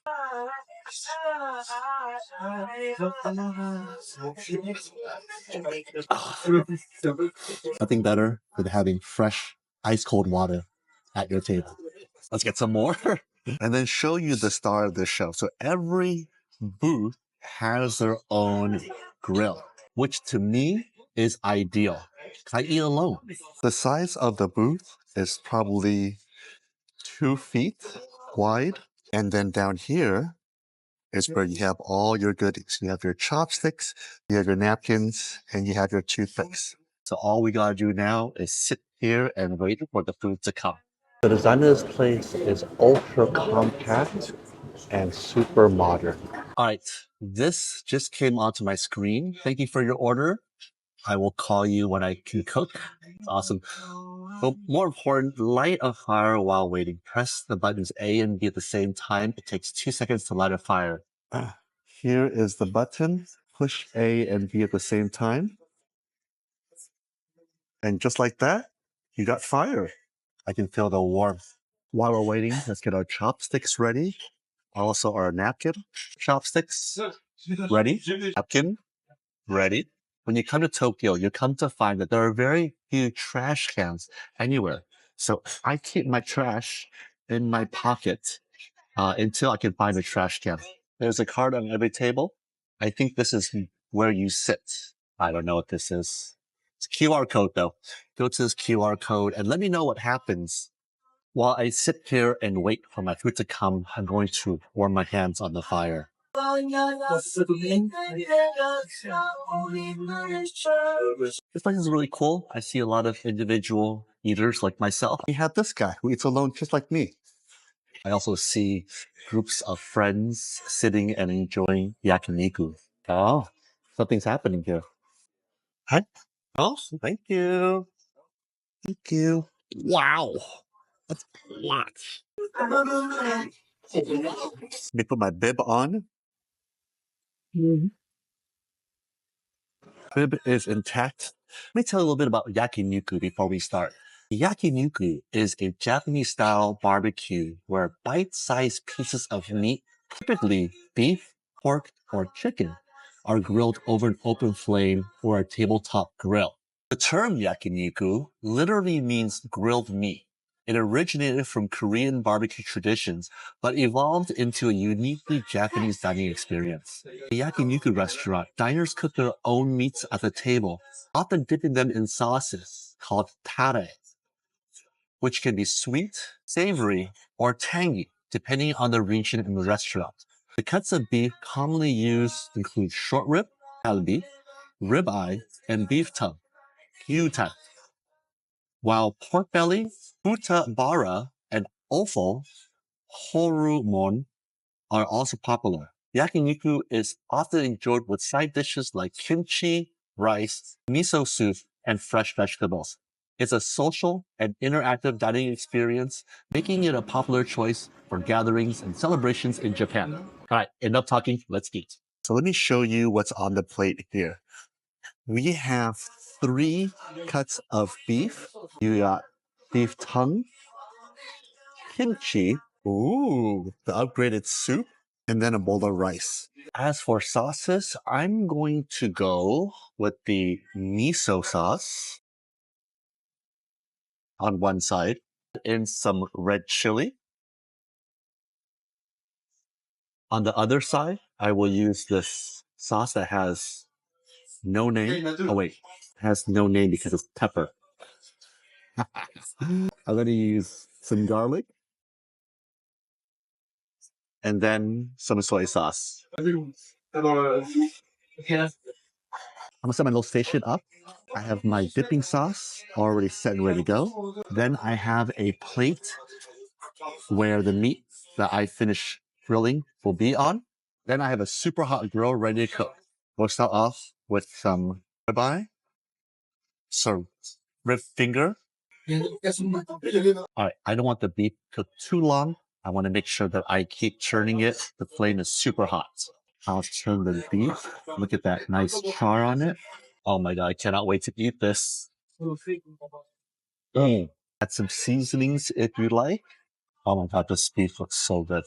I am a very medium rare kind of person. I think this beef is done. That beef looks done too. This looks a little bit thicker. Going to get a little more time. And that piece of beef looks perfect. I'm going to turn the heat down because there's no reason to waste gas. We have the meat. We have our dipping sauces. We'll dip the meat in the miso and red chili oil. And check that out. All you gotta do now is eat. Mm. Meat in Japan is so beefy. It is so rich, so delicious. Next, we'll cook the short plate.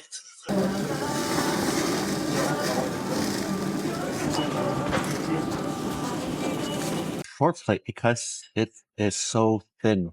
It doesn't need a long time. The short plate, also known as the navel brisket.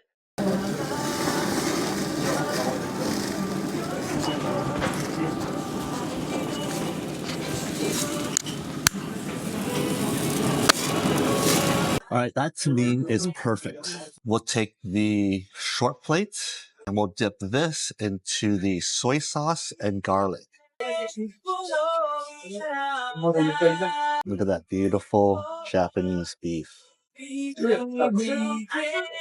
I'll grab the beef, some rice, some kimchi. My God, that is so good. That beef is so tender, so juicy, so delicious. The sauce of the soy sauce and garlic is definitely a winner. I gotta do one more bite. The beef really picked up that smokiness and that nice char on there. That's delicious. And the kimchi. No soup. Oh, so far, when we started, we had the short plate. Then we moved to the rib meat, which is the rib fingers. Next, we're going to be having the skirt steak. Skirt steak goes down. And then for this, I'm going to add in these onions that came along with my plate to get some nice charred grilled onions. Who doesn't like charred grilled onions with beef? So for the skirt steak, I want to make sure that I get nice, even cooking. A lot of people say only turn beef once. I am not in that camp. I'm in the camp of constantly move your meat. Make sure you get a nice, even sear on the beef. Gotta keep moving this beef, even turning it around, because I can see that right here, the flame is going to be hitting it a lot harder. And so I want to keep moving it. I want to get a nice, even char. That's a nice char right there. Onions don't need to be right on the fire, because then you get black onions. And that, to me, is perfect. Move the onions to the side. Still juicy, still tender. My onions are about done. Put them on the side plate here. All right, all there's to do is to take that beautiful skirt steak. I really like that soy sauce and minced garlic.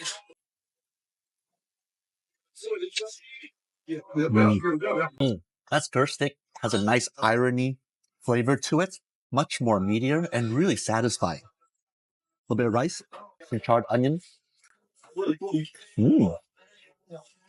Sweet, smoky, a little bit of kimchi. Another piece of skirt steak. Oh, it's so good. Look at that beautiful piece of meat. My God.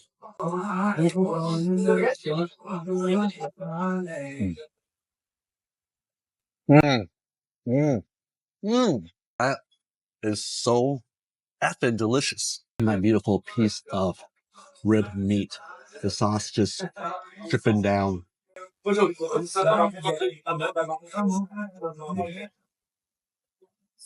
Tender, smoky, delicious. Oh, that is so fucking good. Here's the last piece of skirt steak. Look at that sauce just dripping down. Oh my God.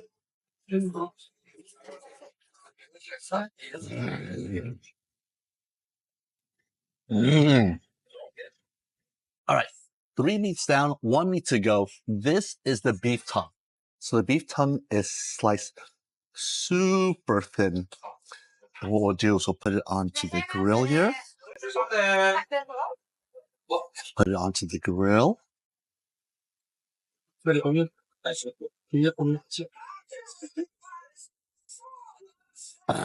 For beef tongue, you don't want to cook it for a super long time. You still want to keep it quite rare, at least I do. And just look at that beef tongue. It's just beautiful. I'm starting to see a little bit of curling right here. So let's turn it around. Once you see that tongue curl, it's a great signal that it's ready to be turned. That's perfect. Perfect tongue. Put it over here. Perfectly grilled tongue. Perfectly grilled tongue. Perfectly grilled tongue. Let's go ahead and turn off the grill. Look at how tender and pliable that tongue is. Oh, oh my God. Mm.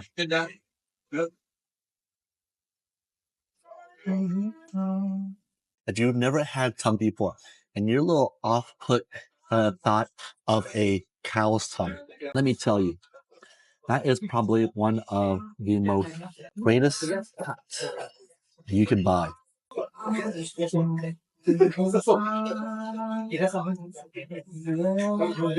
Oh, so good. Texture is quite rubbery. The flavor is beefy with a slight sweetness. And I love how it picks up that smokiness from the grill. Last and final piece. I have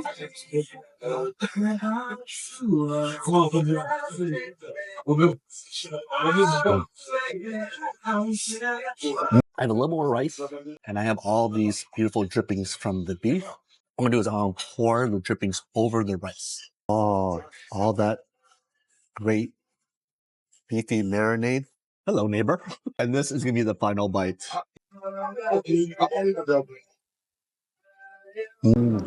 And this is why I love yakiniku like so effing much. Freaking delicious. All right, guys, this is the final verdict. I finished everything on this train, from the rice to 3 cuts of beef to the beef tongue to that soup and the kimchi. Let's go outside and see how much this cost me. Okay, I want to clean up a little bit here. I want to make sure that the next person that comes into this little cubby hole has a fresh area and they found it and they find it just the way I found it. All right, let's pay for this bill and see how much this is going to be. Oh.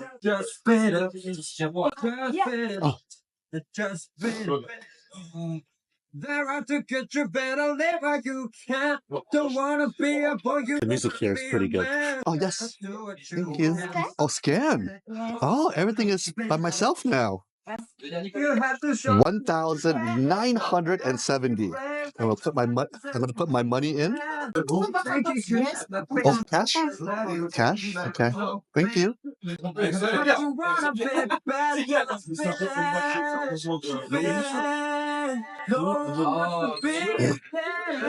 And then I should get change. That's right.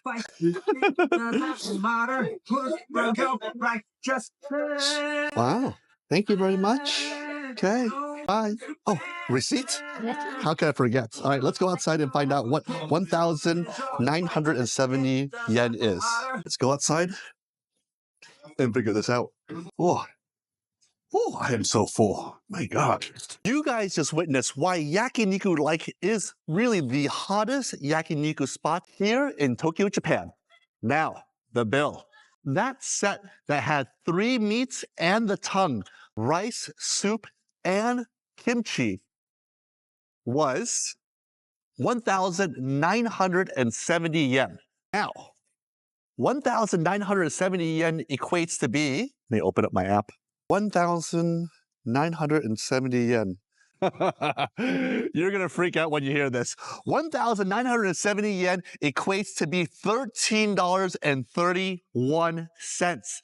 That is literally $3 per meat item. I think yakiniku like is not only affordable, it's delicious, but it's fun because you get a chance to cook at your table. Now, for those who aren't great cooks, don't worry. You can't really screw it up. It's a flame, it's meat. So next time you're in Tokyo, check out Yakiniku Like. Like the video, subscribe to the channel, comment down below, comment if you've ever been to Tokyo and been to Yakiniku Like, and if so, what did you think about it? Speaking of Yakiniku Like and what you thought about it, here's an awesome opportunity for you to help me as a content creator and pledge some money to the channel.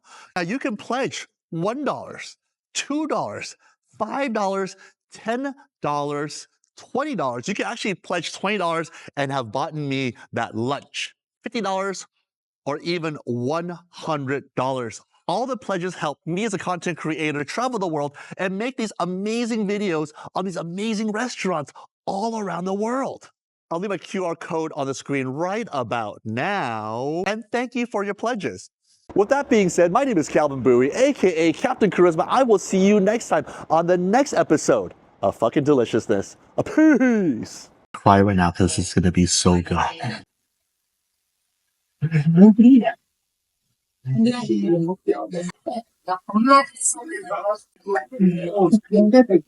What's up, everybody? Calvin Bui of Fucking Delicious, and today we're in Tokyo, Japan. We are in an area called Ginza. Ginza is the fancy part of town. And so for tonight, I'm taking myself out to dinner, but not any dinner, a sushi dinner where the sushi goes around and around and around on a conveyor belt. I'm going to give you my top 10 sushi choices. We're going from my least favorite to my favorite. So Yama Sushi Ginza has been one of my favorite places to eat at in the entire city. Let me take you inside and let me show you what conveyor belt sushi looks like. Because the name is in Japanese, look for this sign next door. Then you go downstairs. Oh, there's a line of people waiting to get in. All I can do is stand and wait also. Maybe I should have came at lunch. These are the people ahead of me. But lucky for me, I'm dining solo, so I can just sit anywhere. All right, we're just moving here. I think you need to get a number because I'm just following what the person in front of me is doing. So you do have to get a number. Number one. All right, she got her number. And my number two. Thank you. Sorry. All right, let's try this. Oh, shoot. Do I put this?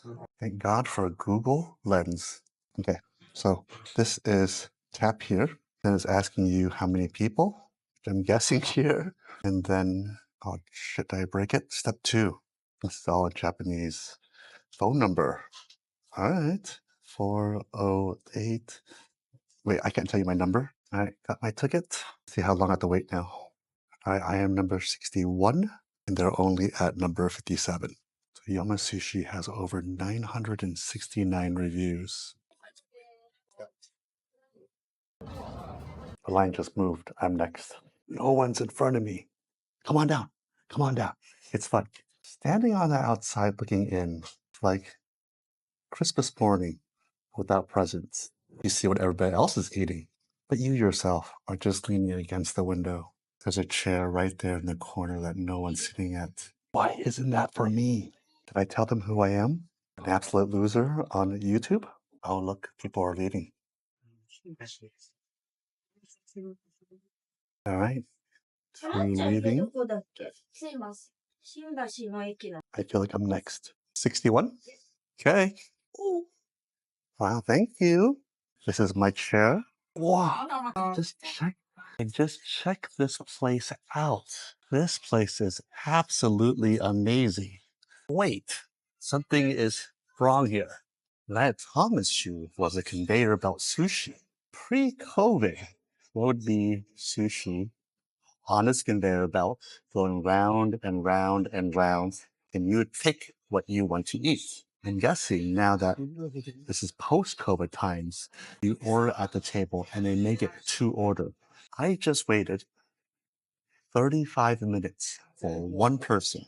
So I don't mind sitting back, relaxing, and having a baked dinner.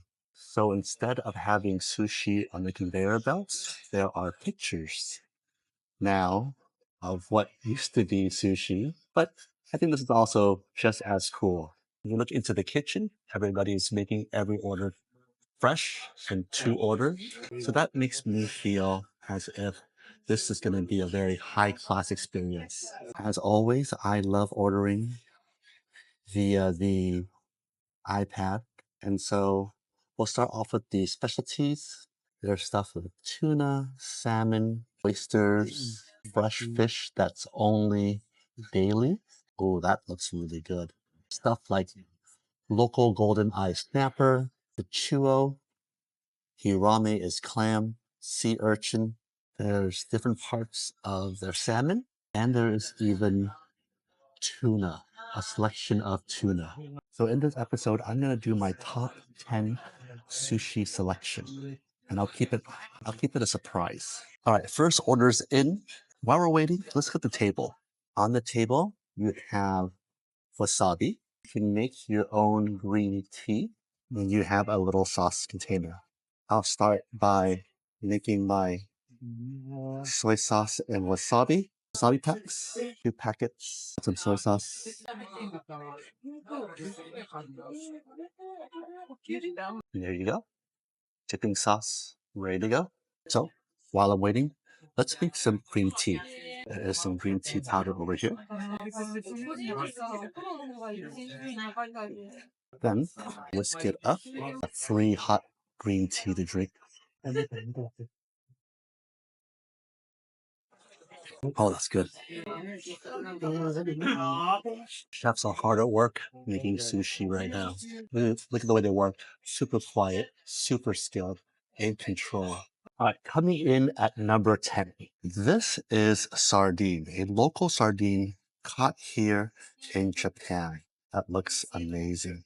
On top, we have some green onion and ginger. So most people will dip their sushi like this. By doing so, you get way too much soy sauce in there. Here's how I eat sushi. I take the sushi upside down, and that's how I eat sushi. All right, here's the first bite. Mm.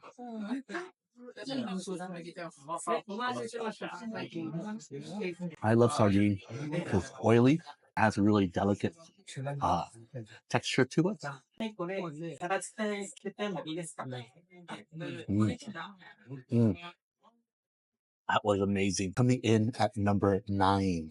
This is conger eel. It is a specialty here in Japan, and this is absolutely amazing. Okay, time for some conger eel. You notice that there's no seaweed wrapped on the outside. It's a very Western thing. So for this, because it's already sauce, all you gotta do is eat it.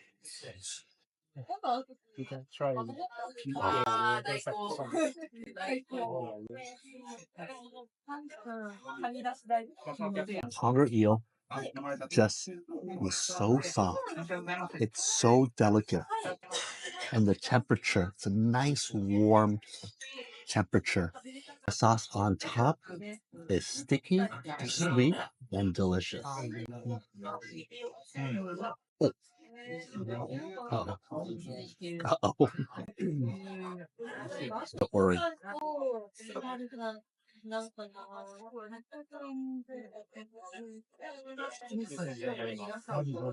Absolutely amazing.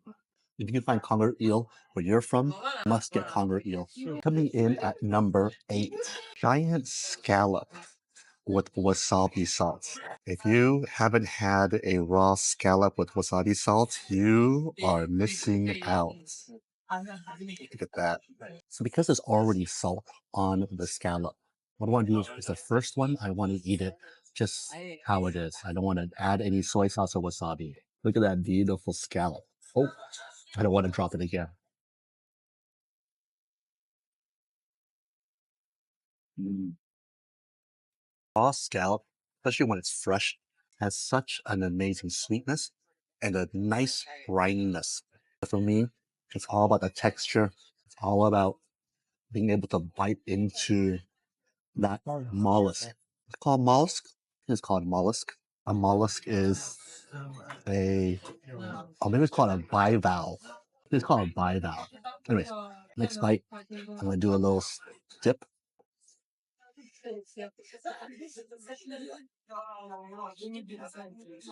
That is number 8, and that is giant sea scallop with wasabi sauce. Coming in at number 7, this is salmon roe. So here you have the nori on the outside. The rice is filled up halfway, and then you have this beautiful salmon roe that's just glistening in this light. Salmon roe, I like to eat it. It's fun. It pops in your mouth, and just look at how many eggs are on there. That's amazing. A little dip in the soy sauce wasabi.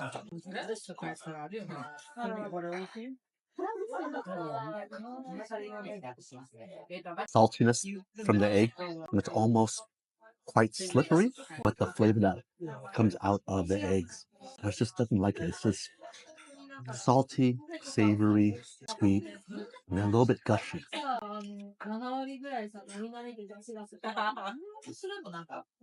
Coming in at number 6, it's a fan favorite. It's probably your favorite too. This is fatty tuna. This is tuna belly. And usually when you get tuna, it's a very electric orange color. But this one's, it's almost opaque. That's how much fat that salmon belly has. Okay, I'm a huge fan of salmon belly. Give it a dip. Mm.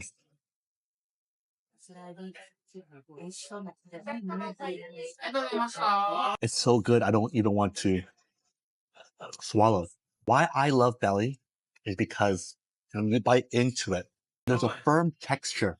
But as you bite more and more, the fat starts to come out and it hits the side of your mouth.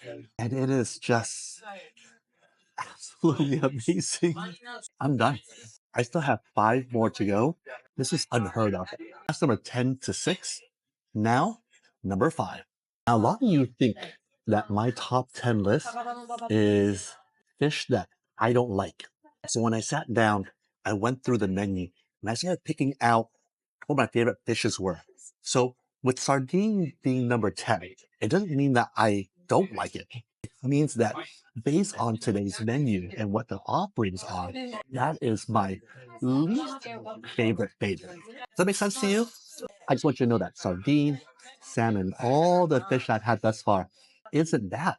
It's just that there's 5 more that are going to be so fucking amazing. Coming in at number 5.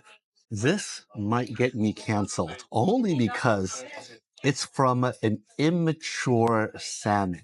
Sujiko, unlike Ikura, is still in the egg sac, whereas Ikura, what I had previously, is the individual eggs. YouTube, don't cancel me. This is Sujiko, and you can see that it's still in the egg sac. That really is vibrant. It is colorful. Usually you find Sujiko in the north, in the Hokkaido area. So it's quite rare that you find it here in Tokyo. Look, it's that beautiful color, that beautiful sheen from the light.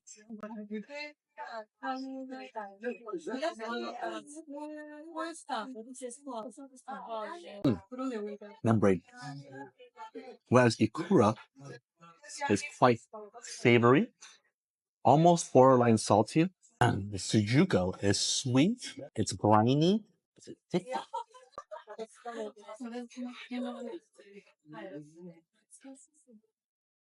I kind of feel bad. I can actually taste the sack that the eggs were in. But let me tell you, that is fucking delicious. 10, 9, 8, 7, 6, 5, 4. Coming in at number 4, I had to swing for the fences on this one only because the top 3 are so amazing. When it comes to sushi, especially here, when it comes to sushi, especially here in Japan, I always try to find something local, something that I can't get back in Vietnam or in America. So the next one, coming in at number 4, is a banger. This is barred marlin with marinated kelp. Marlin is just a fish that you can't find in most cities. So when I saw it on the menu, I had to get it. The only marlin I've ever had was in Mexico City, and that was amazing. So when I saw it on the menu, I don't know. It was just so. Let's see if I picked correctly.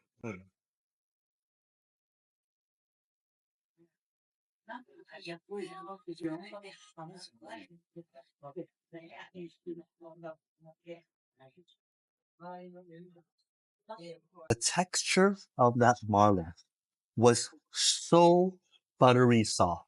I've had Wagyu, I've had Kobe, I've had A5 Wagyu. I've had some of the finest meats in my mouth, and they all melted like butter. But fish, even something that's super fatty, it doesn't do what this marlin does. That was incredible. One more bite.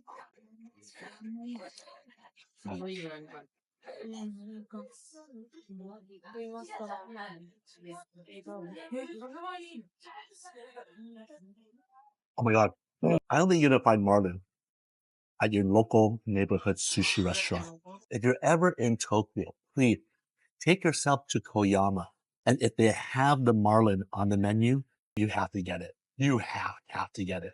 The top 3 was quite difficult to choose. It took me a while to kind of go through the menu and see what would be the final 3 pieces. Now, this one is definitely not for everybody. But if you like the taste of liver, including foie gras, including monkfish liver, or even stingray liver, this dish is for you. I can't wait to show you. Coming in at number 3. All right, get the jokes out of your mind. That's not poo. But what that is crab brain mixed with more crab. And this right here is what I would want to eat as my last meal on earth. Not only is crab brain hard to find, it is super delicious. And I'm gonna use my hand too, because that is so delicate. Where is it? Because that is so delicate that I don't want to ruin it with my chopsticks. I'm gonna cry right now because I'm gonna cry right now because this is gonna be so good.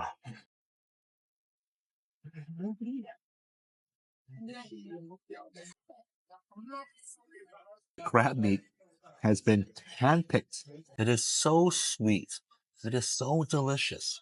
There's no way Red Lobster could ever do crab like this. And then the crab brain. How do you describe it? If you grew up Asian, like I did, we'd always steam the crab. And inside that shell would be what I think is the best part. Lucky enough being the only child, I would take my spoon and I would get every section of that crab brain. Now, some genius put that together. Crab brain and picked sweet crab into a roll. God, I love it.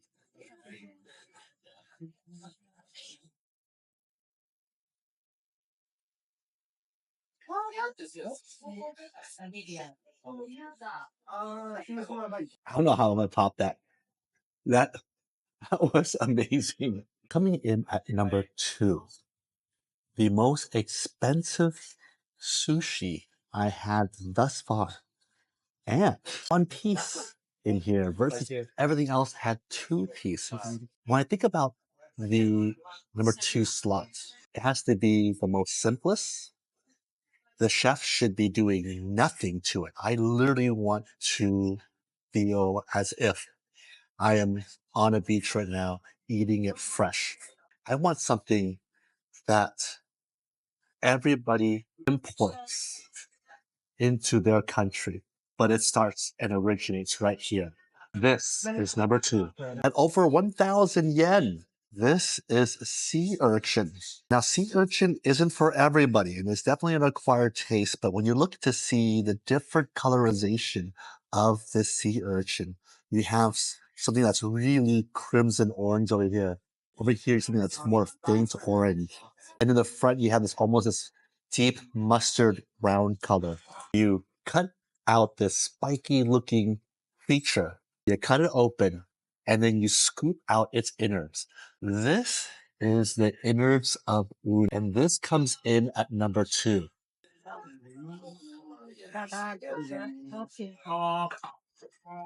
It has this funk, almost like purple kush, if you know what I mean. A little bit soy sauce, a little bit. I really want to bring up that sweetness out. Here we go. Number 2, uni, sea urchin.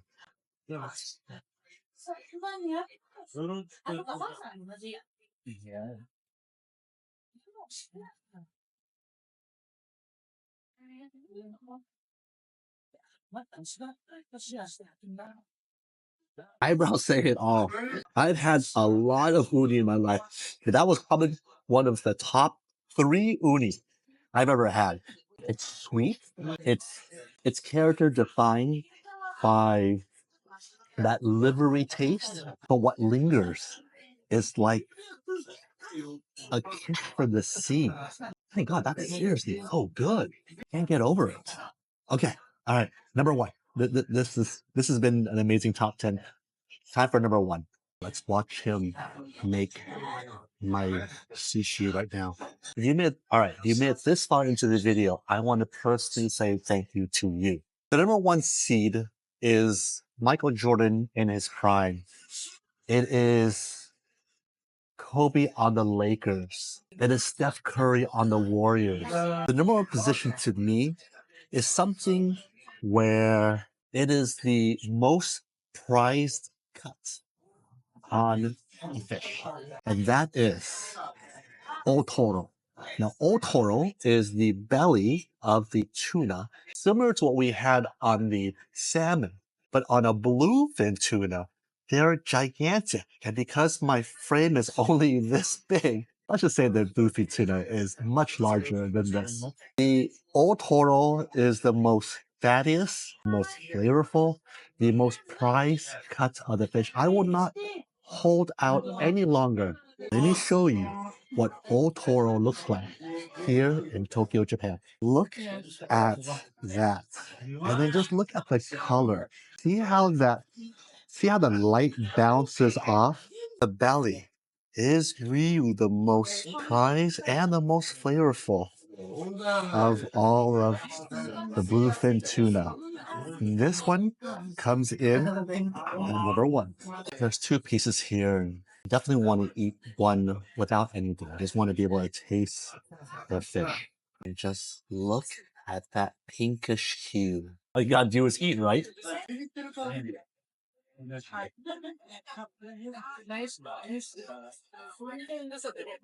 The fat of the tuna just disintegrates on your tongue, and you're left with this flavor of sheer elegance.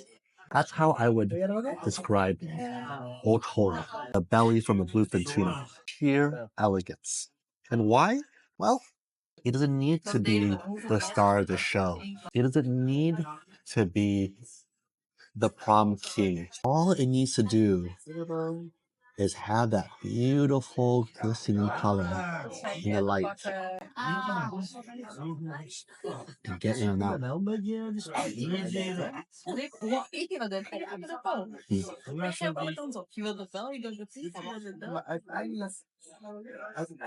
I just put together an all-star cast. And what do I have to show for it? I have this to show for it. 10 plates, all neatly stacked. And the total? Well, the total will surprise you. Thank you. Grab the bill, grab 10,000, and then we go pay. Thank you.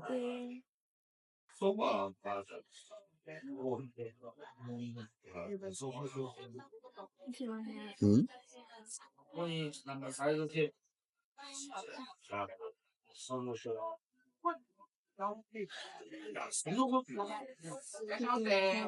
you.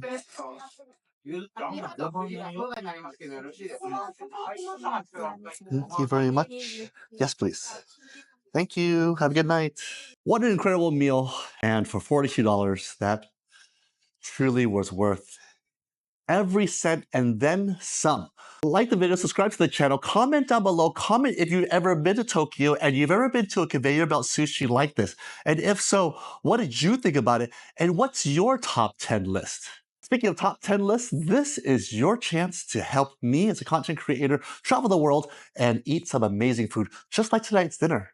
You can do so by pledging to the channel. You can pledge $1, $2, $5, $10, $20, $50. Hey, somebody pledge $50. Buy my dinner tonight, because that truly was an amazing meal. Or you can even pledge $100 to the channel and help me eat more amazing foods like this and make amazing videos for you, the audience.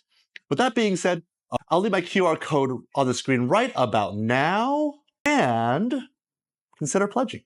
With that being said, my name is Calvin Bui, aka Captain Charisma. Thanks for sitting through my top 10 sushi. Thanks for sitting through my top 10 list of favorite sushi here in Tokyo. Hope you enjoyed it, and I'll see you next time.